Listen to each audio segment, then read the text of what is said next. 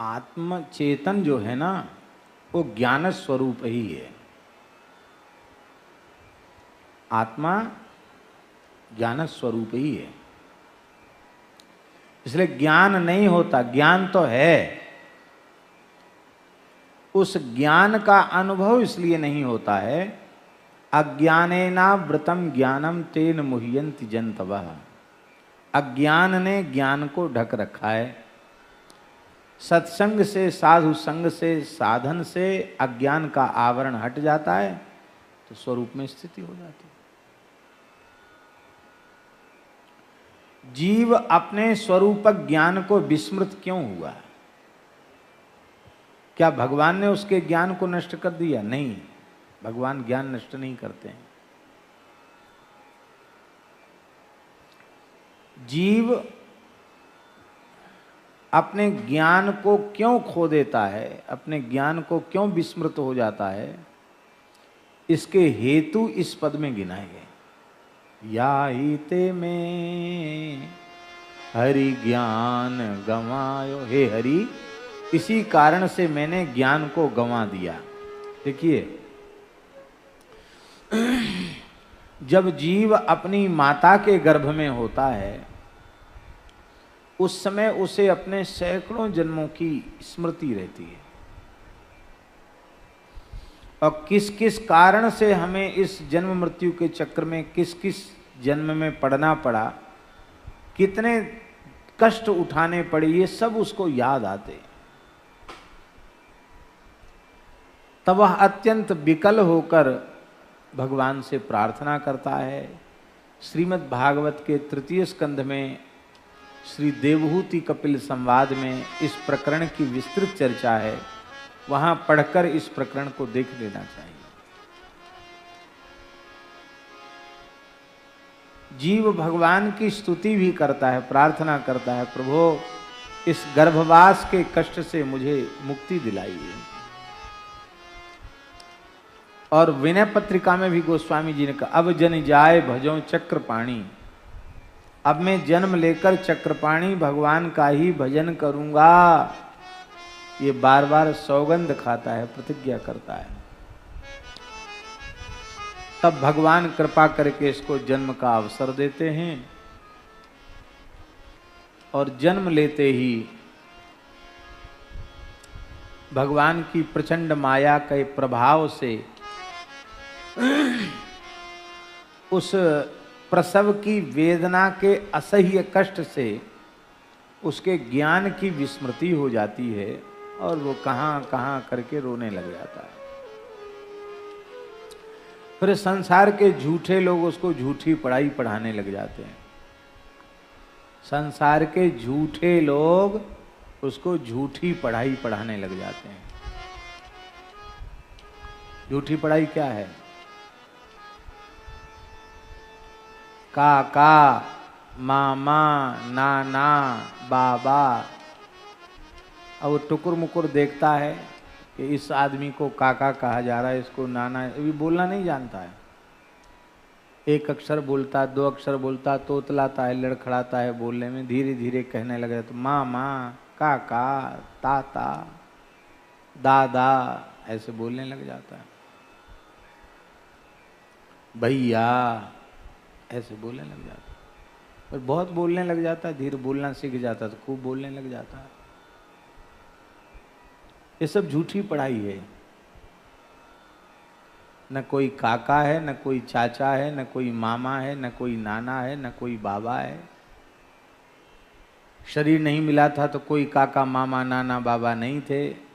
शरीर अपनी अवधि पूर्ण करके चला जाएगा तो फिर सब खत्म हो जाएंगे। ये सब विनाशी शरीर संसार के सभी संबंध विनाशी हैं, झूठे हैं।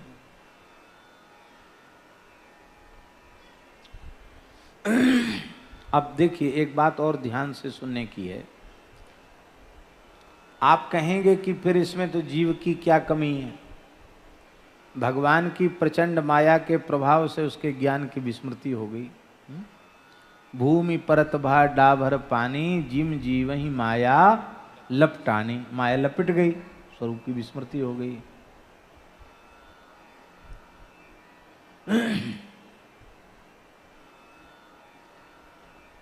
तो ये भी भगवान की कृपा है। बहुत ध्यान से सुने, बहुत ऊंची बात कह रहे हैं। ये भूल जाना भी भगवान की कृपा है।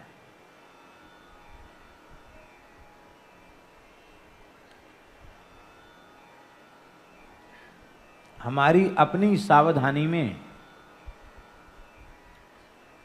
हमको स्वर्ग के सुख की स्मृति हो जाए तो वो स्वर्गीय सुख इतना विलक्षण सुख है कि उसकी सुखानुभूति में ही हम पागल हो जाएंगे, विक्षिप्त हो जाएंगे।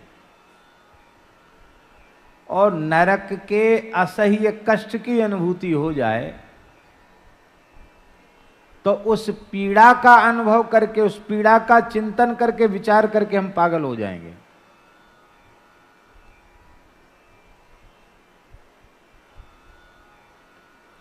एक जन्म के स्वर्ग नरक की अनुभूति हो जाए तो, और सैकड़ों जन्मों के स्वर्ग नरक की दुख और सुख की अनुभूति होने लग जाए, इतने झमेले में पड़ जाएगा, पागल हो जाएगा, फिर तो कुछ भी नहीं कर पाएगा। इसलिए भगवान ने सब कुछ भुला दिया और नई कर्म करने की, पुरुषार्थ करने की सामर्थ्य प्रदान कर दी। ये भगवान का अनुग्रह है।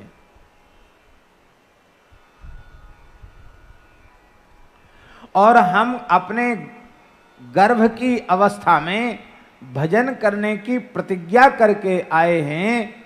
ये बात पुनः स्मरण दिलाने के लिए वेदादि शास्त्रों के माध्यम से, गीता भागवत रामायण के माध्यम से, संत वाणी के माध्यम से, सत्संग के माध्यम से हमें उस भूली हुई प्रतिज्ञा की विस्मृति कराई जाती है।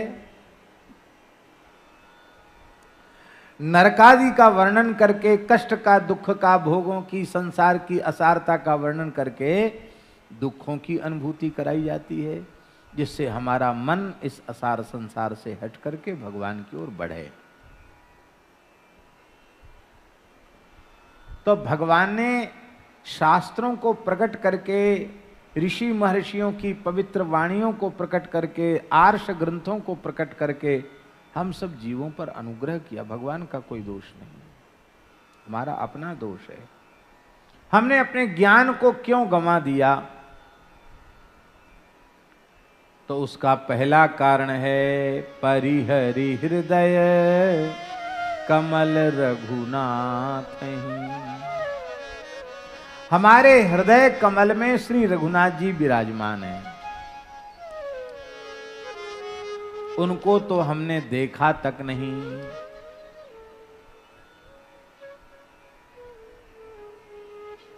वो कौन से रघुनाथ जी हृदय कमल में विराजमान हैं?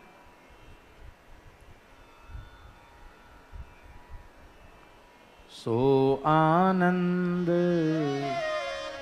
सिंधु सुख राशि सीकरते त्रैलोक सुपासी। ऐसे राम जी हृदय में बैठे और उन राम जी की स्मृति हो जाए, अब उन हृदय बिहारी की अनुभूति हो जाए तो दुख और क्लेश रहेगा? नहीं रहेंगे। पर अपने राम जी अपने हृदय में बैठे हैं, उनको छोड़ करके बाहर फिरत विकल मन धायो। हमारा मन विकल होकर के बाह्य विषयों में, संसार के रूप रसगंध शब्द स्पर्शों में सुख को खोजता है।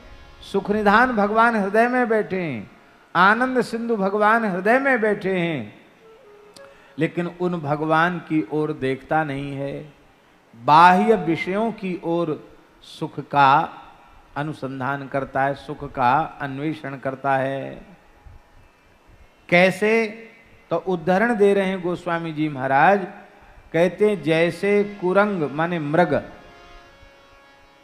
कस्तूरी मृग, कस्तूरी मृग की नाभि में ही कस्तूरी होता है।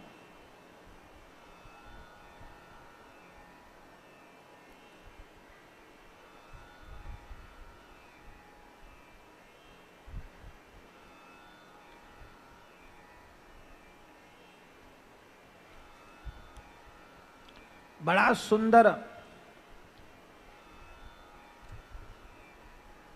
सौरभ सुगंधी उस कस्तूरी की नाभि से निकलती है। इतनी सुंदर सुगंध निकलती, हम तो पढ़ी सुनी हुई बात बता रहे हैं, अनुभव तो हमने किया नहीं, कि कस्तूरी मृग का अन्वेषण करने वाले जो बहेलिया हैं वो कैसे खोजते हैं उस मृग को। तो वो जहां जहां मूत्र त्याग करता है उसके मूत्र की सुगंध से वे अनुभव करते हैं कि यहां कस्तूरी मृग यहां होके गया है, यहां बैठता है, यहां मूत्र त्याग करता है। उसके मूत्र में भी कस्तूरी की सुगंध आ जाती है। अब सोचिए,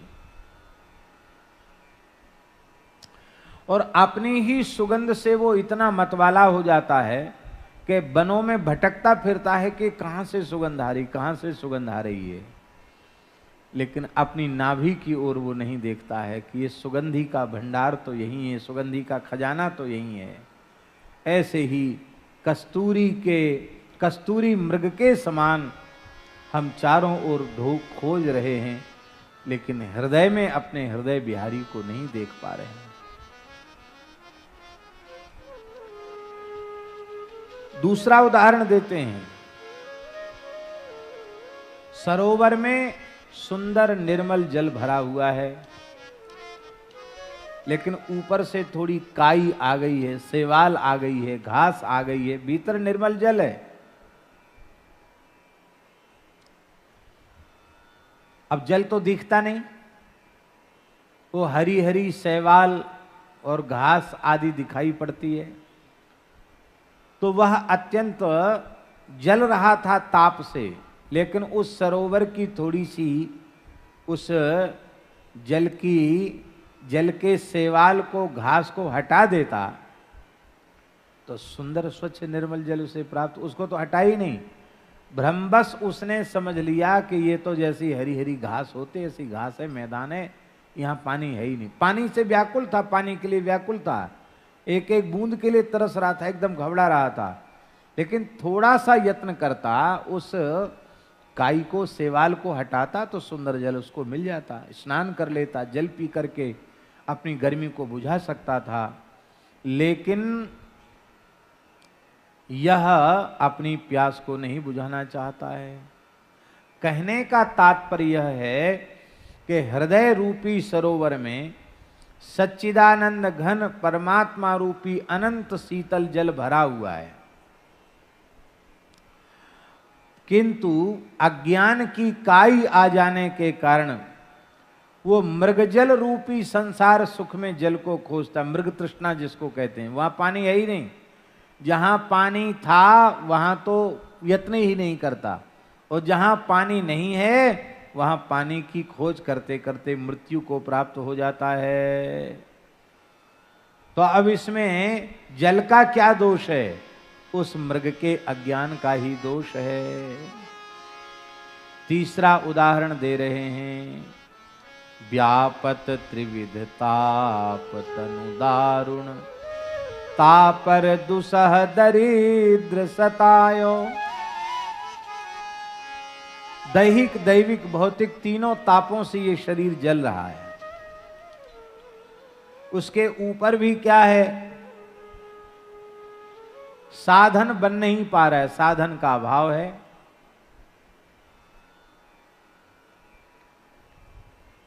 असहनीय दरिद्रता सता रही है। दरिद्रता क्या है? क्या है दरिद्रता?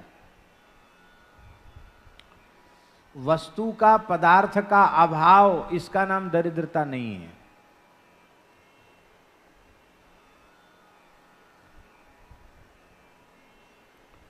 श्रीमद् भागवत के 11वें स्कंध में उद्धव जी को भगवान ने बताया है, दरिद्रो यस्त्वसंतुष्टा, असंतोष ही दरिद्रता है। और संतोष जिस व्यक्ति के जीवन में है, उस व्यक्ति के जीवन में किसी भी वस्तु का अभाव नहीं है। जिसके जीवन में संतोष है उसके जीवन में किसी वस्तु का अभाव नहीं है, और जिसके जीवन में असंतोष है उसको तो हमेशा अभाव ही अभाव है, उसके कभी अभाव की पूर्ति होनी नहीं है।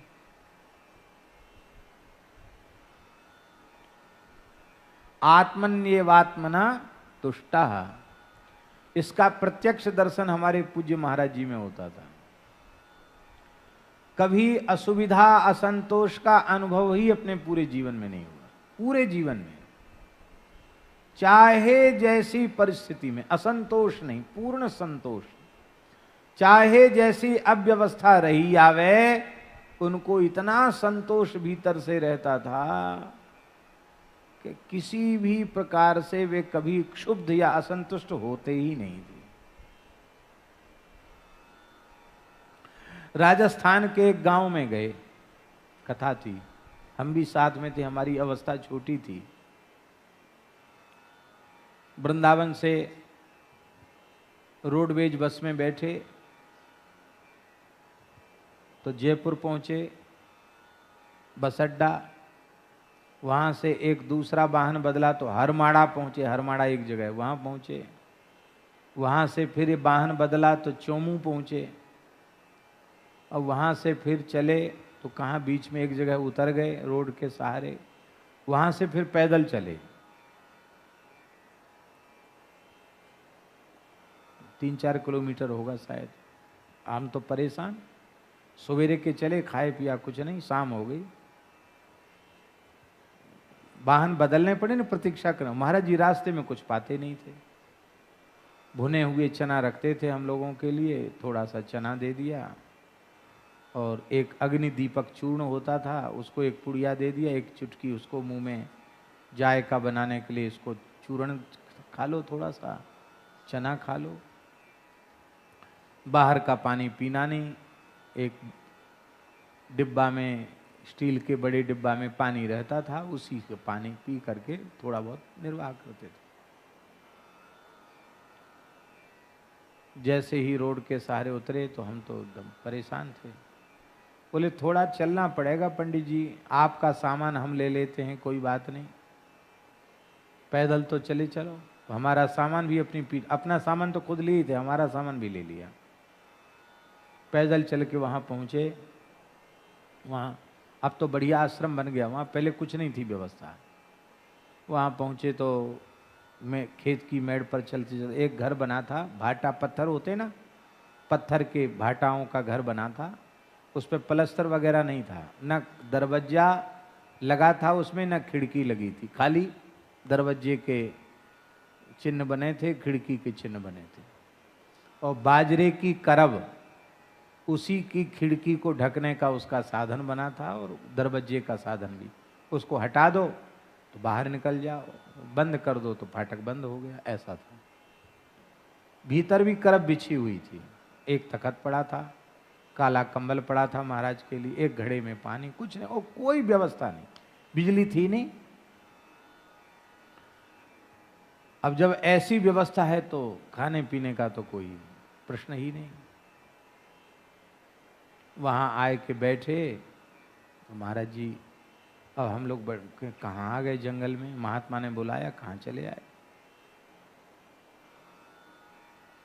कथा तो खैर बहुत लंबी है, तो हमने, अंधेरा सा था, कोई पूछने वाला भी नहीं था, हमने महाराज जी से कहा, महाराज जी कहाँ आकर के हम लोग बैठे हैं। बोले देखो भगवान की बहुत कृपा हुई है,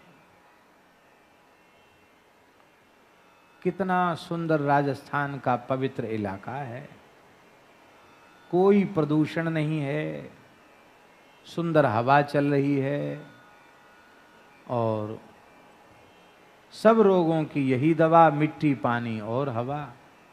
तो यहाँ बढ़िया मिट्टी है राजस्थान की, और बढ़िया हवा आ रही है, और डीजल इंजन रखा था। बोले इससे जो है एक बार चल जाएगा, उसमें अपना पानी भर के रख लो और स्नान कर लो, यहाँ ज़्यादा पानी खर्च करने का नहीं, राजस्थान है। बिजली नहीं थी तो एक शीशी में मिट्टी का तेल भर के और उसमें वो लुक्का कहते, वो जला के रखा था। महाराज जी ने जाती उसको बुझवा दिया। बोले इसकी गंध से देवता भाग जाते हैं, देवताओं को भागना नहीं चाहिए, इसको बुझा दो। बुझा दिया। अब एकदम अंधेरा हो गया। हमने कहा महाराज जी अब तो अंधेरा हो गया। बोले बहुत अच्छा हुआ, ये जब से बिजली आई है तब से लोगों की आंख बिगड़ने लगी है। बिजली नहीं थी, अंधेरे में आंख को पूरा विश्राम मिलता था, आंख अच्छी बनी रहती थी। राम जी ने बड़ी दया की है, 7-8 दिन जब तक यहाँ हैं नेत्रों को पूरा विश्राम मिलेगा। तो हमने कहा महाराज जी हम तो पढ़ते हैं, बिना लाइट के पढ़ेंगे कैसे? विद्यार्थी थे ना हम, तो पढ़ते हैं, पढ़ेंगे कैसे बिना लाइट के? कहते जिस जमाने में लाइट का आविष्कार नहीं था उसमें लोग पढ़ते ही नहीं थे, जब से लाइट आई है तब से लोगों ने पढ़ना शुरू किया। क्या यही बात है? उनकी ये बात तो नहीं है। तो देखो जंगलों में महात्मा रहते थे, ब्रह्मचारी होते थे, गुरुकुल होते थे, ना वहाँ पानी की सुविधा ना बिजली की सुविधा, बड़े बड़े शास्त्रों को कंठस्थ कर लेते थे। बिना लाइट के भी पढ़ना पढ़ाना होता है। देखो लाइट होगी तो हमको बैठ के पढ़ाना पड़ेगा, तुमको बैठ के सुनना पढ़ना पड़ेगा। अब अंधेरा है तो हम लेटे लेटे कुछ पढ़ाएंगे, और तुम्हारी भी इच्छा हो तो लेटे लेटे पढ़ो। हमको तुम लेटे लेटे पूछ लेना, हम बता देंगे और हम सुना देंगे, तुम सुन लेना। तो कितनी सुविधा हुई है देखो, बैठने का भी श्रम अब नहीं करना पड़ेगा। बहुत आनंद है। अब जो लोग आए बोले महाराज जी और कोई व्यवस्था? बोले नहीं, किसी चीज की जरूरत नहीं, सब व्यवस्था है। बहुत आनंद।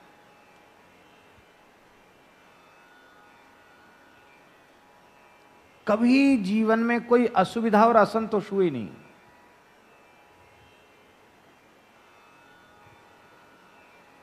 पहली बार पथमेड़ा गए 2003 या 2004 की बात होगी, तो बक्सर से चल के गए। बक्सर में थे सीताराम विवाह महोत्सव में। उस समय बिहार के रोड बहुत खराब थे। वहां से बाई रोड आए बनारस, पंजाबी भगवान का दर्शन किया जानकी राम जानकी मठ में, और वहां से फिर चल के स्टेशन आ गए। मरुधर एक्सप्रेस में टिकट था हम लोगों का, बहुत सब महात्माओं का टिकट था। और वहां पहुंचने के बाद महाराज जी अगहन का महीना, ठंड का समय, कोहरा पड़ रहा था, और खुले प्लेटफार्म पर महाराज जी बैठ गए, एक धुस्सा ओढ़ के बैठ गए।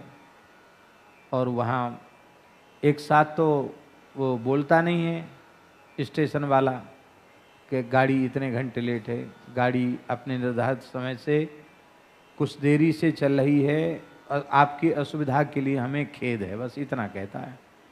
होते होते पता चला कि 12 घंटे लेट है गाड़ी। शाम को 4 बजे गाड़ी में हम लोगों को बैठना था, और रात हो गई, ठंड बढ़ गई। हमने कहा महाराज जी कहीं कमरे में चले चलते हैं? नहीं, जहाँ भगवान ने बिठा दिया वहीं बैठ गए। अब आसन को हिलाने की जरूरत नहीं है, आनंद का अनुभव करो। आप लोग छाया में चले जाओ, हम यहीं ठीक हैं। बाल्यकाल वाराणसी में बीता है, और बहुत समय से वाराणसी की सन्निधि नहीं मिली थी। भगवान विश्वनाथ ने कृपा की है, सही समय से ट्रेन होती तो बनारस में निवास का सौभाग्य नहीं मिलता। अब यहीं बैठकर खूब राम राम करो। विश्वनाथ जी, अन्नपूर्णा, काल भैरव, संकट मोचन, हनुमान, सबका चिंतन करो, कहाँ कहाँ जाते थे, और खूब राम राम करो। कितना सुंदर अवसर। देखो बात मत करो, अब राम राम करो। चुपचाप हो गए, राम राम करने लगे। स्वामी जी समय से पहले पहुंच गए, 3 बजे पहुंच गए हम लोग वहां, और 3 बजे से महाराज जी बैठे बैठे सवेरे के 4 बजे तक एक आसन से यथावत बैठे रहे, लेटे भी नहीं, आसन भी नहीं बदला, ऐसे बैठे रहे चुपचाप शांत। फिर ट्रेन में बैठे तो मथुरा पहुंचते पहुंचते तो गाड़ी बहुत लेट हो गई। जिन लोगों संतों का टिकट मथुरा से थे वो तो वापस ही हो गए, निराश होकर चले गए। और जोधपुर पहुंचते पहुंचते तो इतनी लेट हो गई गाड़ी, जाने 32 या 35-36 घंटे में हम लोग पहुंचे थे वहां से। इतना लेट हो गई गाड़ी, भगवान जाने क्या हो गया था उस गाड़ी को। महात्मा लोग बोले कि मरुधरेश ने मार के धर दिया हम लोगों, ऐसी गाड़ी। महात्मा लोग कहने लगे कि इस गाड़ी में कभी टिकट नहीं करवाना चाहिए, बहुत परेशान हो गए। अरे राम राम, बहुत खराब गाड़ी है। महाराज जी बोले किसी की भी निंदा मत करो, बहुत अच्छी गाड़ी है, वाह क्या कहना। और गाड़ियां पैसा पूरा ले लेती हैं, बैठने का अवसर कम देती हैं, इसने संपूर्ण पैसा वसूलने का अवसर दिया है। कितना आनंद है। साहब प्रकृति का दर्शन करते हुए आनंद से वहां से चल के आए, कोई परेशानी नहीं। फिर वहां स्नान ध्यान करके बैठे। जोधपुर से फिर वाई रोड जाना था पथमेड़ा, तो महाराज जी को बुखार हो गया, तबीयत बिगड़ गई। तो हमने कहा महाराज जी हम लोग तो कोई बात नहीं, परेशान तो सब हो गए पर आपको कष्ट ज़्यादा हो गया। महाराज जी बोलते देखो पंडित जी, हर समय तुम्हें असंतोष होता है, ये ठीक नहीं है। देखो मरे पीछे पता नहीं कौन कहाँ जाएगा, कोई किसी को खबर नहीं है। पर जहाँ लाखों गाय हैं वो तो इस धरती का प्रत्यक्ष गोलोक है। भगवान की कितनी कृपा है, जीते जी हम लोगों को गोलोक धाम की यात्रा हो रही है। पथमेड़ा तो गोलोक धाम है इस धरती का, महाराज जी के शब्द थे। पथमेड़ा इस धरती का गोलोक धाम है, हम लोगों को गोलोक धाम की दर्शन करने का सौभाग्य मिल रहा है। उसमें पथमेड़ा में भी कोई निर्माण नहीं था, हम लोगों के लिए झोपड़ा बने थे और भयंकर ठंड थी और उन्हीं झोपड़ों में हम लोगों ने निर्वाह किया। एक शास्त्री जी बड़े प्रेमी परिचित हैं, लेकिन हम नाम नहीं ले रहे हैं। उस शास्त्री जी ने, किसी किसी का स्वभाव होता ना बात को बढ़ा चढ़ा के कहना, तो महाराज जी वृद्ध तो थे ही, थोड़ी कमर भी झुकी हुई थी, तो वो राजस्थानी भाषा में वहाँ के लोगों को कहेंगे बाप जी बहुत पुराना महात्मा है, सिद्ध महात्मा है, 100 साल का है, किसी को कहें 125 साल का है, किसी को कहें 100 साल का है। तो महाराज जी समझ गए। महाराज जी बोले देखो ये झूठ तो बोल रहे हैं, लेकिन अब इनके झूठ का हम खंडन करेंगे। ये बेचारे ब्राह्मण हैं, भागवत के वक्ता हैं, शास्त्री हैं, इस सब के बीच में झूठे प्रमाणित हो जाएंगे। तो अब हमको 100 बरस के बूढ़े के जैसा नाटक करना पड़ेगा इनकी वाणी को सत्य करने के लिए। ऐसे एकदम ऐसे बैठे रहते महाराज जी। महाराज 100 बरस के, आओ बाप जी बहुत पुराने हैं।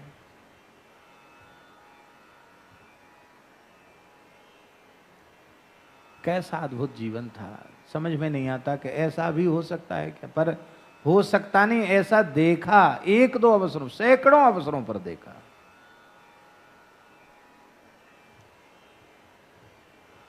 यस्मान्नोद्विजते लोको लोकान्नोद्विजते चया हर्षामर्ष भयोद्वेगैः मुक्तो यस्य च मे प्रियः। ये सब उनमें घटित होता था।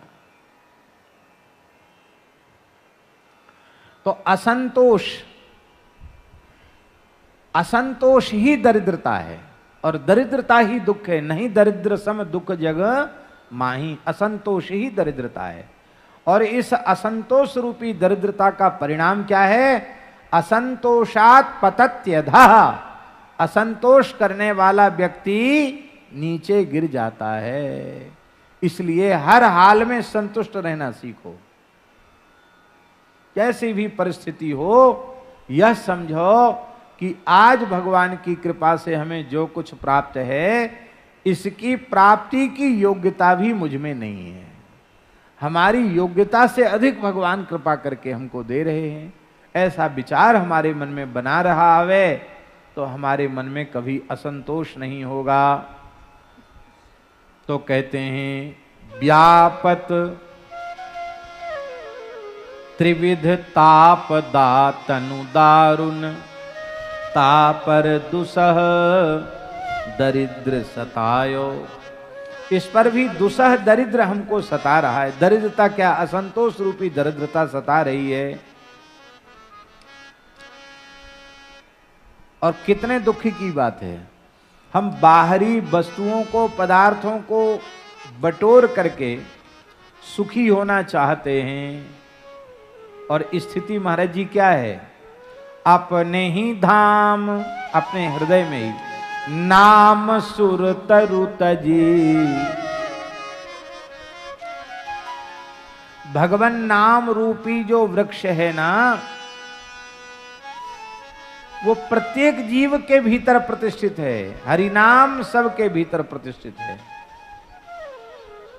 आचार्य महामुनिंद्र भगवान श्री सुखदेव जी महाराज के शिष्य महाप्रभु श्री श्याम चरणदास जी महाराज, जिनका जन्म अलवर स्टेट के डहरा ग्राम में भाद्र शुक्ल तृतीया को हुआ। श्री सुखदेव जी ने जिन्हें 5 वर्ष की आयु में दीक्षा दे करके, दर्शन दे करके, पेड़ा खिला करके कृतार्थ किया,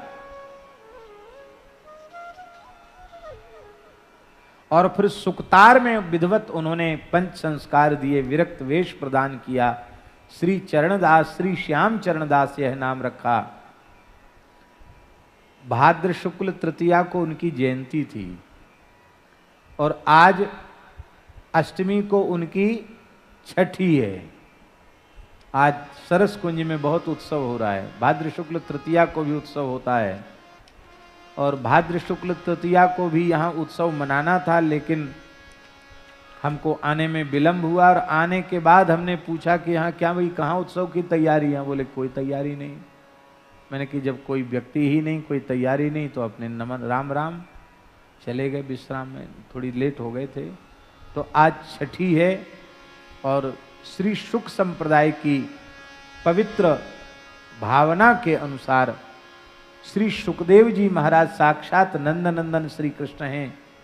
शास्त्र के प्रमाण से भी नंद नंदन रूपस्तु श्री शुको भगवान ऋषि, तो श्री कृष्ण ही सुखदेव जी हैं और श्री राधा रानी ही श्री चरणदास जी, राधा रानी ही एक अंश से श्री चरणदास जी के रूप में प्रकट है। ये तो बड़ा विचित्र खेल है, कुछ समझ पाना बड़ा कठिन है। इसलिए शुक सखी और ये श्री श्याम चरणदास जी महाराज,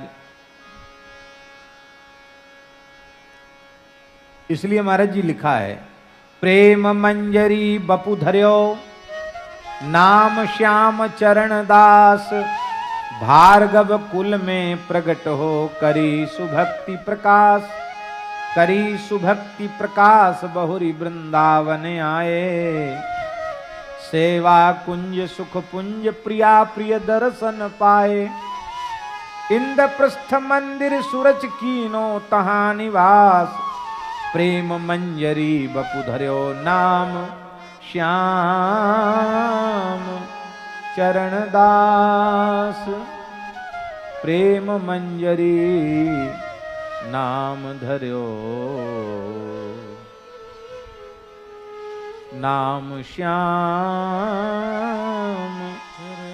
चरणदास।